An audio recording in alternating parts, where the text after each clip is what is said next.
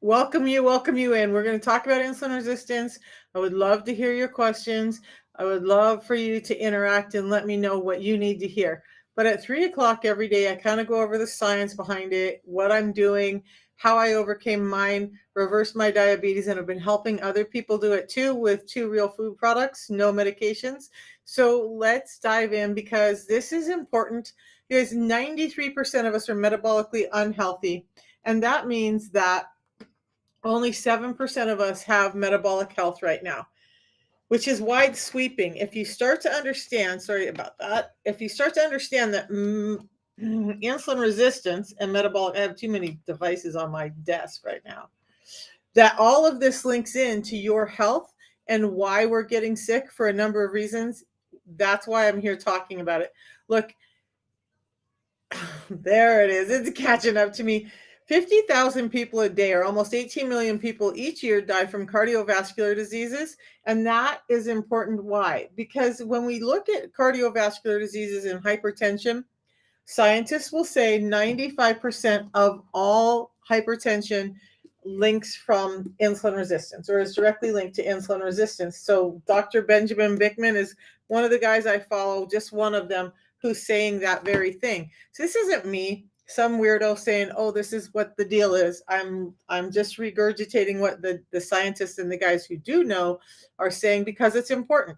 I had a blood pressure of 180 over 150 2 years ago. My blood pressure is completely normal now. Normally about 117, or I'm sorry, 112 over 72, rushing my numbers. Every single morning, and I'm not on medications and haven't been for 2 years. But when we link the insulin resistance to the high blood pressure, that's 95% of high blood pressure is related to that. And then we link that 80% of cardiovascular diseases and deaths are linked to long term chronic high blood pressure. That's a pretty big, wide sweeping gaping hole in our healthcare system that's not being taken care of. So 50,000 people a day are dying from it. We could save about 40,000 lives a day by just addressing the real root cause of why we're having this. So insulin resistance, let's just break it down in the simplest terms possible. If I can get all my stuff moved around over here. Oh, all right. So in the simplest terms possible, when we eat food, it's energy for our body. Something has to carry the energy that we've eaten out to all the cells of our body, and every cell in our body needs energy, right? It's there are little, it's like batteries. We need the energy. So the thing that's carrying our energy around is insulin. Insulin is that hormone that's doing that job for us. So if we have too much energy coming into the body, the organ called the pancreas that is delivering this insulin is being overworked. It starts to get fatigued. We start to have problems just from that. And then we have excess insulin running around in our system. And why does that matter? When we have an excess of anything in our system, it causes disease and disorder. So if there's too much insulin in our system, some cells are becoming resistant to it. They don't want to take it up. They don't want to hear from it. They don't want to deal with it. That's it.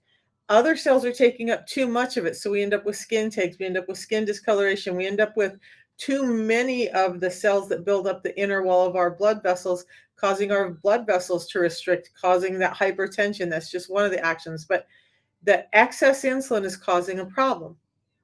So one of the next things I hear from people is, well, how do I tell if I'm insulin resistant? What kind of tests can I use? I'm going to give you guys some symptoms because look, this is a dietary borne disorder. You don't fix dietary disorders with drugs. Okay, it's just not the way we should do it, and it's not helping us when we do it that way. It's actually causing more harm. So when insulin is in our system for too long, it starts to fill up the fat cells because it's delivering energy. It can't get the energy to the other cells. It says, okay, I'm going to store this energy. Our energy storehouses are our fat cells. When our fat cells start to get too big and too full, it starts to spill that extra energy out into the bloodstream. And all of a sudden, your A1C is high, your blood glucose is high. Now you're diabetic.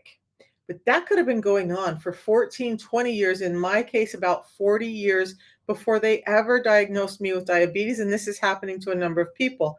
In the meantime, I lost both hips and a knee. I've lost my gallbladder. I've had a number of other things happening, all linked to the insulin resistance. And if anybody would have figured that out and talked about it sooner, I may not have had to go through any of those things. And that's why I'm here talking to you guys. So you don't have to go through all of that. So insulin resistance doesn't show up as diabetes until it's been in your system for a long time. And when it's been in your system for a long time and is spilling out into your bloodstream, everybody's like, "Oh my gosh, it's diabetes." So yes, diabetes type 2 is end stage insulin resistance. So why is that important? Because there's so many things that link into insulin resistance, and these are some of them. Okay, when we look at things like uh, erectile dysfunction, PCOS. I'm talking a little bit about hormonal disorders with insulin resistance this week. I'll be talking about both those things, PCOS, erectile dysfunction, menopause, and how this one hormone, insulin, is destroying the rest of our hormone function in our body for many of us, including like our thyroid hormone. So, but it links to sarcopenia, fatty liver, dementia, disease, PCOS, migraines, obesity, joint pain, all of it, high blood pressure you see down there. But even more than that, there are these things. You guys, this doesn't even cover all of it, but tinnitus, vertigo, Meniere's disease are linked to insulin resistance. Periodontitis, if your teeth and gums are bleeding, you're going to the dentist, you have good dental hygiene, but your teeth are still bleeding all the time, it's insulin resistance. More than likely, it's insulin resistance. So these cardiovascular disorders, again, a number of them link back to insulin resistance. Skeletal osteoporosis, also tissue wasting, muscle wasting in the body. Think about it. When your body's not getting energy, it can't rebuild tissue. It doesn't matter what tissue it is. So now you start to have problems or tissues that are at risk. But then it also links to osteoarthritis and rheumatoid arthritis, Alzheimer's, retinopathy, neuropsychiatric disorders, Parkinson's, autism, yes, diabetes, of course, and autism, or not autism, Alzheimer's is now being called type 3 diabetes because they're finally linking up how much insulin resistance is causing the issue of Alzheimer's. But then we look at things like chronic inflammation, fatty liver, obesity, and PCOS, as well as erectile dysfunction and low testosterone in men.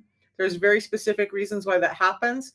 And then it's putting your kidneys at risk, your liver at risk. You end up with gallstones and gallbladder disorders. And then the big key thing for me down here is cancer. You guys, any of these cancers in your trunk, the trunk area, so breast, ovarian, colon, pancreas, liver, kidneys, and prostate cancer, bladder, are all can be linked to insulin resistance. Am I going to say that it causes it? Am I going to say that what I'm doing is going to prevent it or cure it? No.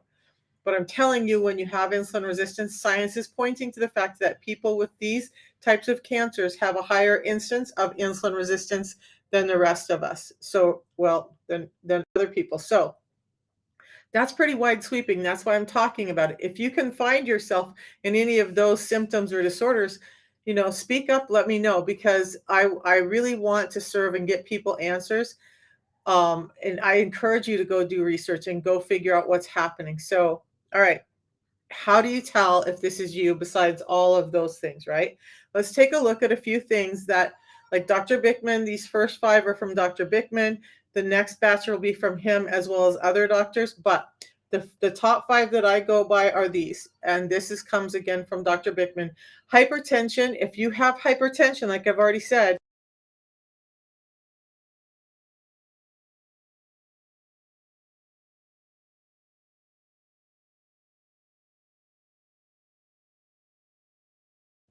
sorry guys. Okay, so hypertension is linked, right? 95% of hypertension linked to it. I mentioned skin tags and the darkened skin patches, acanthosis nigricans, dark skin patches on your knees, elbows, neck, groin. Those are linked to insulin resistance. PCOS and erectile dysfunction are now being called metabolic infertility by some doctors because that's really where it starts. There's been a lot of debate about whether it's the PCOS first or the insulin resistance first. Science is more and more showing that those two things are starting or are more heavily linked to insulin resistance than anybody wanted to admit before. So, one of the big things outside of those 5 that you can tell if you're insulin resistant is that bulging belly. If you have that bulging belly, that's visceral fat being stored underneath the muscle wall in places like your liver, your kidneys, all of that. That's insulin resistance. In the absence of like some weird cancer or something that's going on like that, or a pregnancy. But if you're a man and you're having this bulging belly and you seem to be lean everywhere else, maybe it comes along with a little bit of less muscle mass. That's insulin resistance. High triglycerides, low HDL, that's insulin resistance. Retaining water easily, having neuropathy, those are pretty typical signs of diabetes, but you may be having those before your numbers show up and have you called diabetes. So listen to the body, okay? If you're constantly hungry, especially after you eat, if you're hungry for sugar, salts, and you just feel like after you eat, if you feel like you had cold water poured over you, or you're just tired, you want to go crawl under a blanket, take a nap, that's insulin resistance. There's a number of things happening in your body that's causing that. And by the way, you guys, I've had so many people tell me I suffered with this. Nobody could answer it for me. I remember asking the question, like, why am I getting cold after I eat? What's happening? It's like unbearably cold and I get goosebumps after I eat. Not one physician, not one nutritionist, not one person was able to answer that for me until I found out about insulin resistance and started studying. And now I'm finding out those symptoms after you're eating are directly linked to insulin resistance and what's happening with your blood sugars. Get the insulin under control, and those symptoms after you eat don't happen. I don't have that fatigue and that extreme cold after I eat anymore. It just doesn't happen. So, then if you're having migraines, body aches and pains, some people call it fibromyalgia. There's a lot of fibromyalgia cases that are being linked to insulin resistance. This is crazy, right? So if all of this is linked to insulin resistance, why hasn't anyone told us? Because again, it comes down to our food, and there's medications out there for everything, right?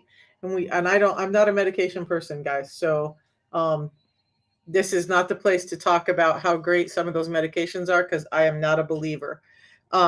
So I got off 10 different medications because I looked at my counter when I was sick, and I'm like, what in the hell has your life become? This is not you. This is not how you're meant to live. But in order to deal with this, what you guys are hearing most, because I heard it too, is you got to do some calorie counting, right? You got to do some restrictive eating. You got to exercise more, eat less. You got to do keto. You got to do intermittent fasting, or you got to take these pills, take that injection in your gut, do meal replacements, weight loss clinics, all this stuff. And you just end up getting frustrated because what happens? It all works for a while and then it doesn't. I did keto for 10 years as an athlete. I still was having problems with insulin resistance. I did less than 50 grams of carbohydrates a day. I was able to lose some weight and get back down to where I am now with intense workouts, 6 days a week, 3 hours a day, really restrictive eating. But who can sustain that? I was like, man, if this is how my life has got to be, then I'm just going to have the stuff that I want, because I'm not losing the weight anyway. I'm working my ass off, and I might as well just enjoy my life. But that enjoying my life made me sick. So let's be real about that. But if y'all are feeling the same way, understand that it's really simple. It actually is really easy to fix it, and you don't have to rely on willpower. Most of us are being told, yeah, right, count calories, do all the exercise, and eat. I will even talk about intermittent fasting. I'm a big fan of intermittent fasting now that I'm doing it and seeing the health benefits for my body. But back in the day, before I had the system that I use and the protocol that I use, I was terrified of intermittent fasting because I was so food addicted and so hungry. There was just no way I could do it on a regular basis. And I know that a number of you guys feel the same way. So you don't have to rely on willpower. It's just that your body, the metabolic switch in your body hasn't been turned right. So if you're listening to people, by the way, that are telling you to eat every 2 hours, I'm going to show you why that's flawed thinking in a few minutes, and explain why scientists are saying that you shouldn't be doing that. And by the way, who benefits when you eat every 2 hours? The food industry. Who benefits when you're sick from the food?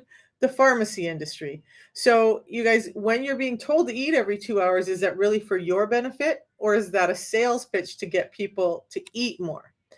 So, regardless, when we're talking about willpower, when we're talking about getting our food under control, this is what we're faced with when we leave the house every day. We get tired. Our willpower is shot from dealing with bosses, coworkers we can't stand, um, traffic to and from. Like I live above Baltimore, and you guys, I've lived in some busy cities. The drivers out here are insane, insane.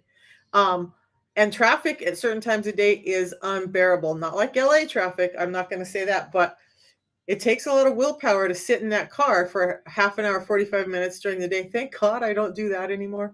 Thank God I work from my little beautiful home. Okay, so um that's the food you have, and we all know that that food isn't good for us, right? We all know that, but we all are also in the system where what do we do? And here's the thing, even if you do the perimeter shopping, even if you're doing what you think is eat right, do organic eating and all of that, I'm going to show you how that's even flawed because our food has been modified. We know. All of us know that our food has been genetically modified. There's no debate about that. There's no, oh, that might not be true. No, we know. We know that our food is different. And what we also can assume from that, or not assume from that, but know because scientists are now telling us, is that that modified food is now something that our bodies aren't recognizing fully. So the body doesn't know what to do with it. What happens? We get sick. So when we look at our food sources, what they used to look like, this is what, and I just saw another guy do a video. I've been talking about this for 2 years, and I just saw a guy do a video. Has nothing to do with the system, but I'm like, yay, people are waking up. The top picture on the left there is what carrots used to look like. A root, very very chewy, very bitter, very fibrous. My ancestors would cut it up, put it in stews, but it was not that crunchy, sweet thing that we're eating now. Watermelons used to look kind of cool, lots of fiber, lots of seeds in them, very little of that red meaty fruit because that's delivering a lot of fructose. Nature knows we shouldn't be getting all that fructose like that, and so it's protecting it with these fibers and these seeds. Corn looked more like a grain before, and now we have this big starchy vegetable. So when even our food that we think, if you go through the perimeter and you buy all the groceries in that area and you buy even your organic food, it's all been changed. It still is affecting you in the same way, and there's a reason. Now some people can be fine, other people are getting sick, but when we even look at grains, all of these pieces around the edge have been stripped from our food. It's making us sick because proteins, vitamins, minerals, um, fibers are being stripped so that we can get down to this starchy endosperm in the middle that's creating sugars in our system too quickly. So, all right, Misha, I've told you all the stuff, right? I've told you why, and I've told you how, and I've told you what's happening to you. Why does all of that matter? What are we supposed to do?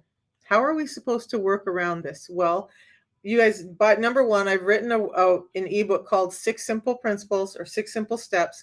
So I have six simple principles. It started out as a couple, but I really wanted to make this as complete as possible for people who cannot afford to do the protocol or having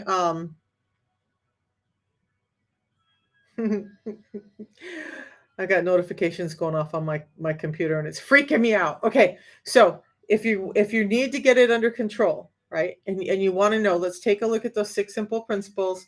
These are them. So you want to get fiber in first every time you eat, before you eat, and you guys please do not fall for the wheat dextrin and the psyllium husk, couple of little fiber things that get tossed at you. That's not made to help your insulin, to help your sugar levels.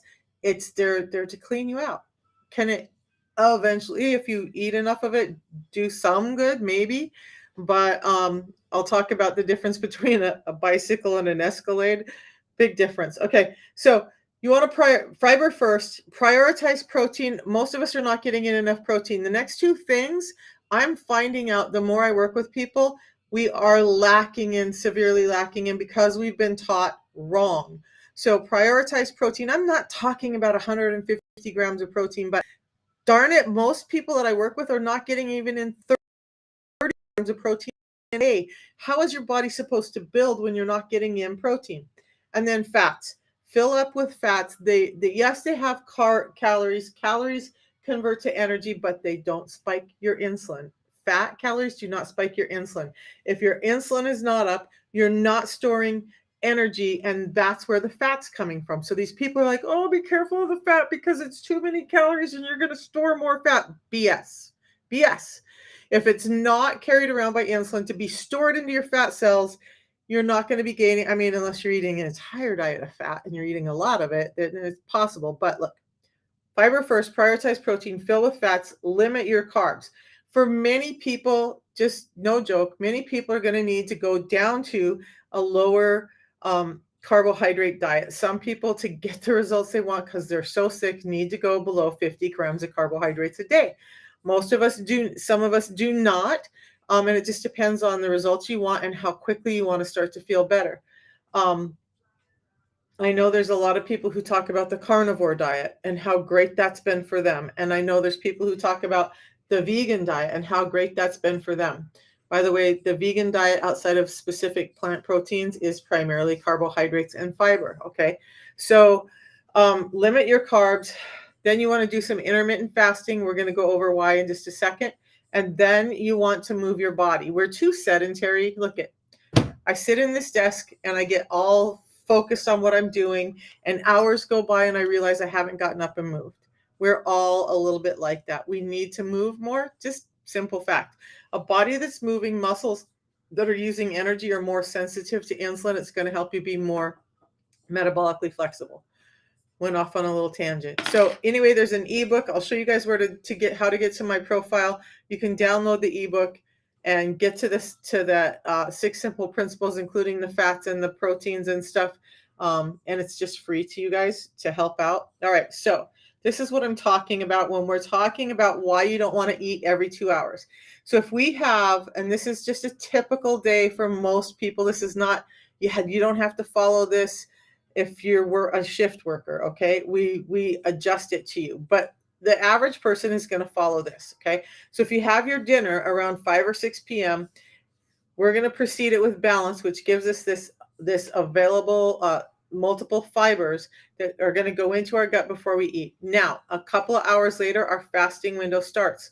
Our blood sugars are starting to kind of cap out. About 4 to 6 hours later, our blood sugars normalize again after we've eaten. And then about 2 hours after our blood sugars drop, then we finally get to this place where our insulin can drop down and be normalized.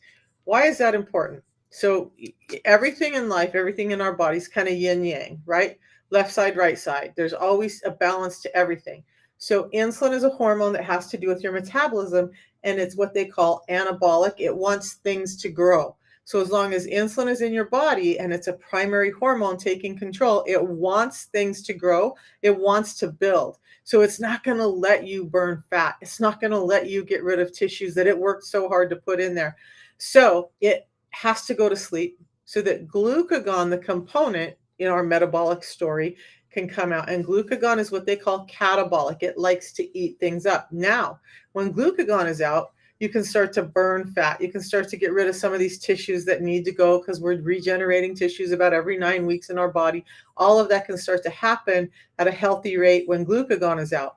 But we have to put insulin to sleep. So if we just look at this and say that about 8 hours after we ate, before our insulin goes down, and then you think about the people who are telling you to eat every 2 hours because it's going to keep your metabolism burning high.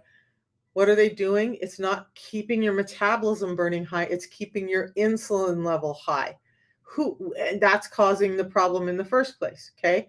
So it may work on the short term, but I'm going to tell you over the long term, and scientists will agree that it's going to be damaging in the long term, because you may have some immediate metabolic benefits from it, but you're really starting to crash your metabolism. And then you're going to end up with insulin resistance and diabetes. So stop all the constant eating. We don't need to put food in our face every 2 hours. Never in the history of humans have we ever had that much food available that we just ate all the time. It's a problem, and we've been taught wrong. So when glucagon comes out, your digestive system resets. You wake up. Normally, most people wake up in the morning, and about 7 to 8 a.m. is when they have their breakfast. And that's just when your metabolism is starting to switch into fat burning mode. And now you're having cereal and bagels and um, muffins and pancakes and French toast and all the stuff that's going to spike your insulin right back up. Okay, so you just got the insulin down, you just got the glucagon out, and now you're spiking your insulin back up, and there goes glucagon. Bye bye, because insulin is like off my playground. So when you don't do that, when you wake up and you have your tea in the morning, like I do, this great Unamate tea, that this is, I had two in here, so I still have one here. I drink that first thing in the morning. I regularly fast 16 to 18 hours, have no problems with hunger during that fasting time because that tea gives me energy, gives me mental clarity, gives me physical stamina and endurance. It shuts down my hunger. It helps me burn fat for fuel. It's heart healthy. So it's building a healthier heart for me. It has antioxidant and anti-cancer activity in it.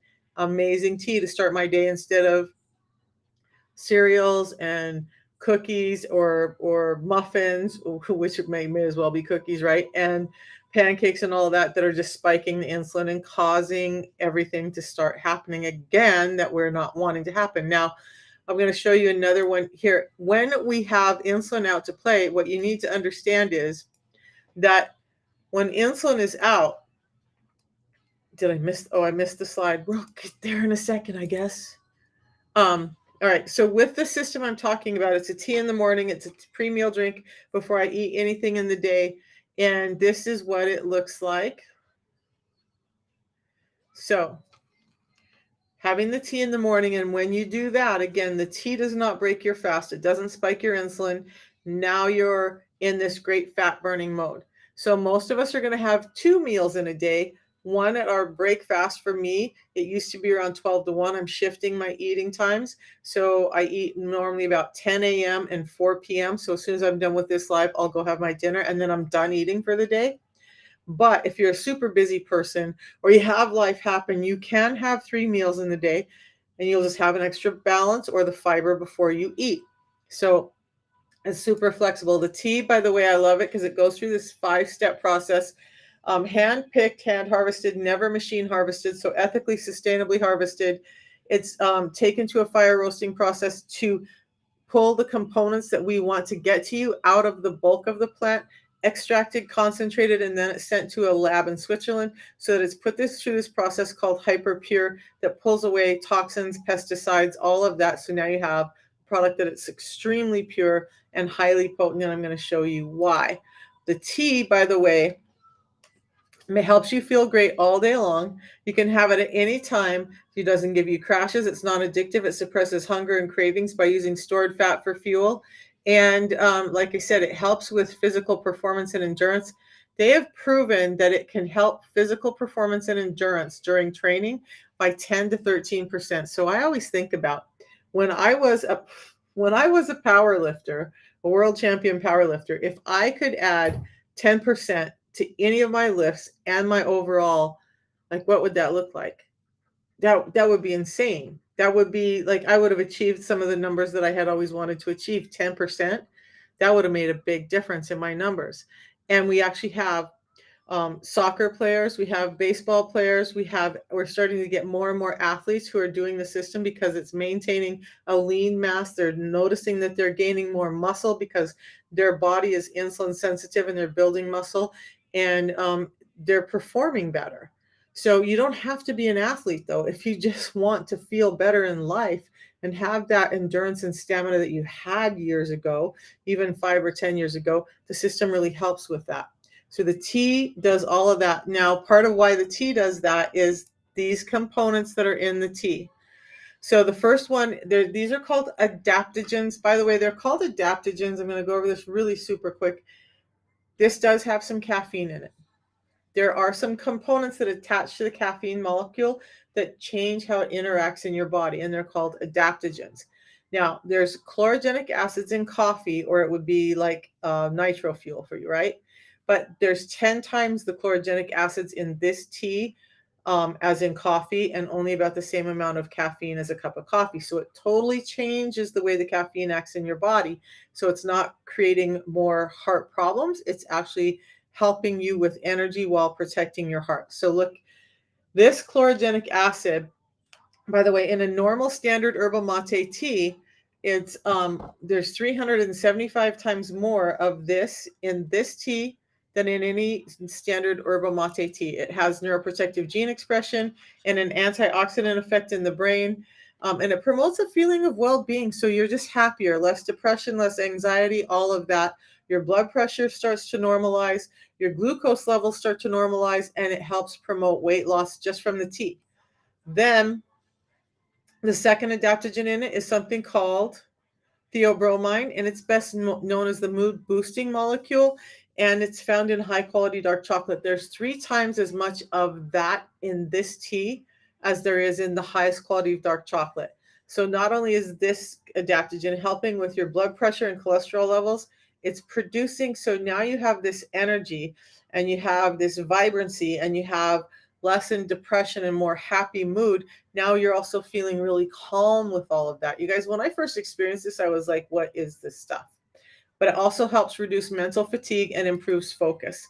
Then there's also the mate saponins in this. They're unique to this particular plant, and they're a class of molecules that are help with healthy triglycerides and the body's ability to burn fat. In that are some triterpenoids that have effects of helping lower serum cholesterol, providing antioxidant and anti-cancer activity, and that's just the tea. So the tea, you can have it at any time of the day. You can have it in the morning, which is when I have it. I have it sometimes in the evening too, especially when I have a late night trying to get stuff done. I have it when my grandson is over, so I have energy to deal with him. If I'm going to be in an important meeting or like trainings, I will be drinking the tea all day long to make sure that I'm alert and retaining that information. So if you're having tests, presentations, meetings, great time for it. Doesn't break your fast. You can add things in like cinnamon. MCTs are great to add into this. So you can have it hot or cold, and it's just giving you this really great energy that I promise you won't have felt before. I was surprised when day one I felt that energy. The second component of the system that I talk about is balance, and balance is a proprietary blend of 4 different things. So there's these 4 proprietary blends in here. We're going to go over each one of them. And this is what balance looks like and does. So number 1, when I was talking about what insulin does, the importance of balance is this right here. When you're eating foods that are mediated by fibers, it's spiking your glucose really quickly. Your insulin has to go up to catch that glucose and deliver it, right? So energy, insulin is your energy transport, glucose is your energy. But as long as insulin is out in your body, you are not allowed to, because insulin says you're not allowed to break down fat. You're not allowed to burn fat. You're not allowed, but you are allowed to store fat. Okay, so insulin's going to be like, nope, nope, nope. You can't get rid of that fat. I'm here. You can't break down that fat. I'm here.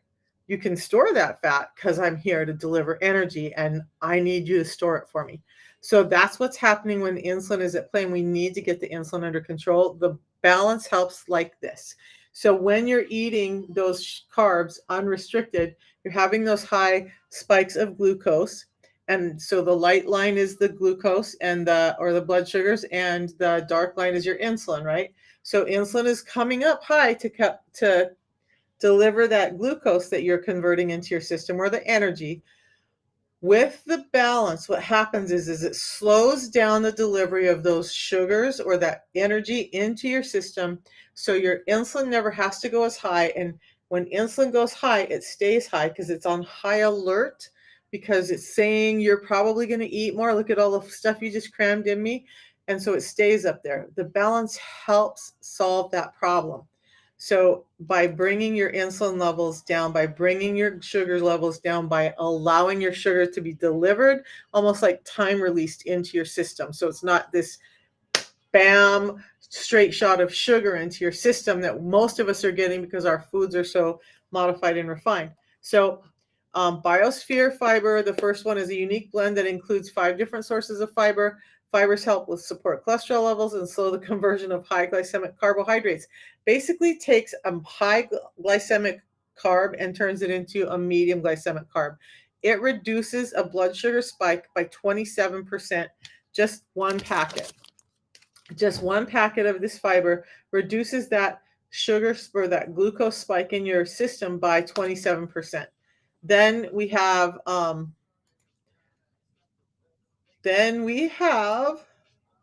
7X technology. I was trying to go right by it.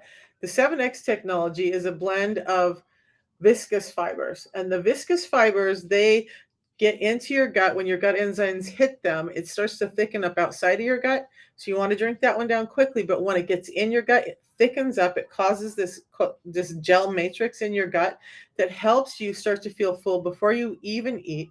It helps mediate those sugars and fats, so it's coating them as you go along, and it's slowing down the delivery so you don't have all the problems. You're staying fuller longer, you're getting fuller quicker, and it's slowing down all those spikes of insulin and sugars.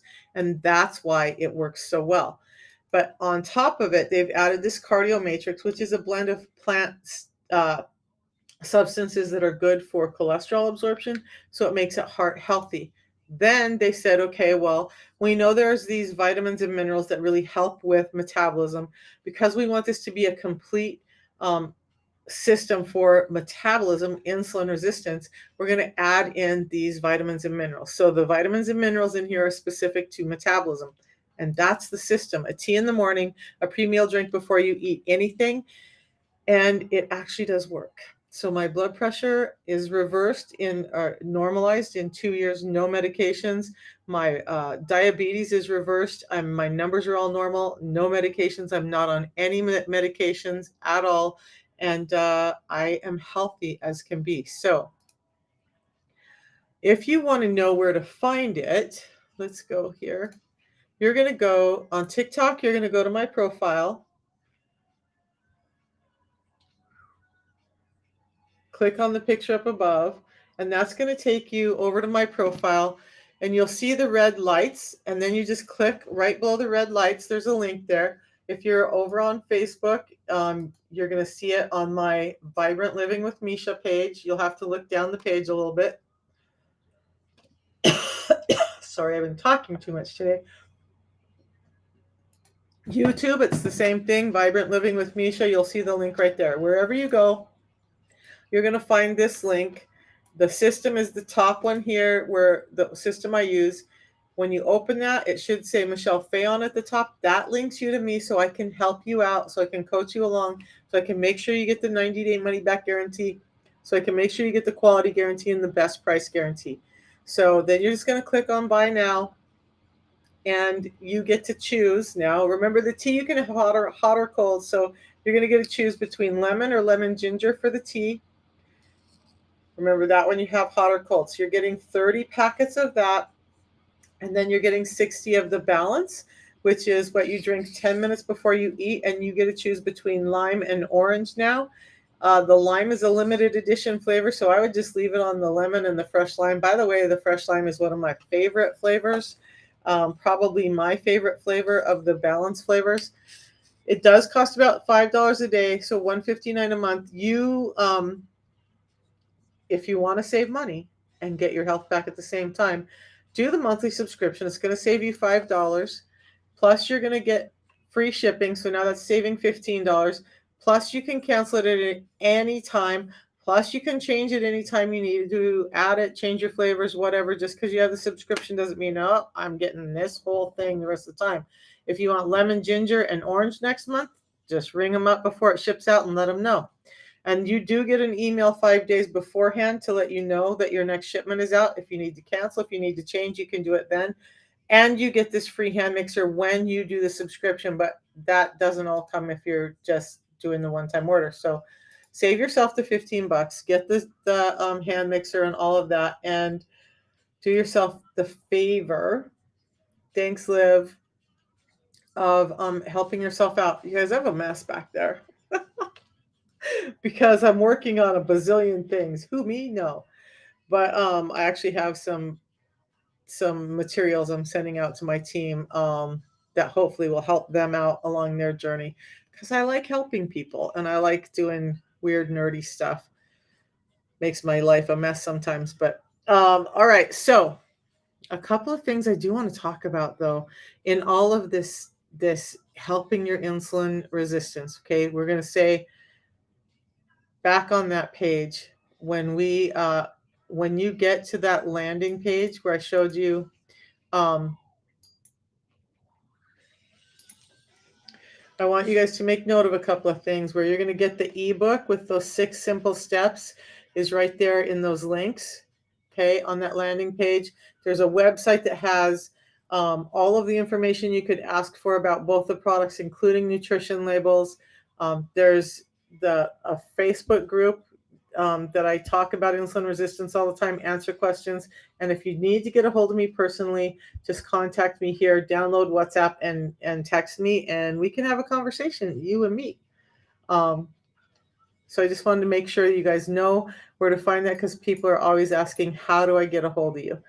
But the next thing is a couple of tips for you guys. When we talk about limiting carbs, I know that most of us have been told, and let me know if this sounds like you too, because I used to have fruit juice in my fridge. When my kids were in high school, they will tell you, my son was like, man, mom, it sucked. I didn't allow them to have chips.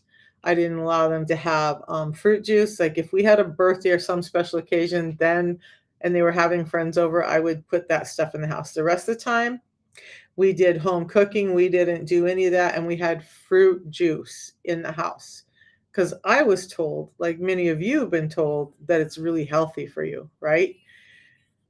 But now I know better. So let's think about everything I just said about fibers and mediating the sugars and slowing down how it hits your system. When you juice something, you're taking the fibers out. So the glucose part of it is going directly to, or the fructose in the instance of fruit is going directly into your system. So why are we seeing so much more prediabetes, non-alcoholic fatty liver with our children now? Because we started giving them fruit juice as the healthy option. Really, the best thing is water, but um, Dr. Bickman, who wrote the book Why We Get Sick, has said, now, would he give his kids soda pop every day? No. But if he had to choose between giving his kids soda or fruit juice, he would give them soda. Okay? Because of he knows what's happening when we ingest so much fruit juice. So it just drives me crazy when I see grandparents, because my heart hurts. I want to help them, but I also don't want to be the crazy lady that's like, don't do that. But I want to tell grandparents and parents, please stop giving your kids fruit juice all the time. Yes, Jason, fruit juice is the devil. It's killing off our liver. It's overburdening our liver. That fructose has to be digested by the liver. It's putting a burden on the liver. And so eat your carbohydrates, don't drink them. That's number one.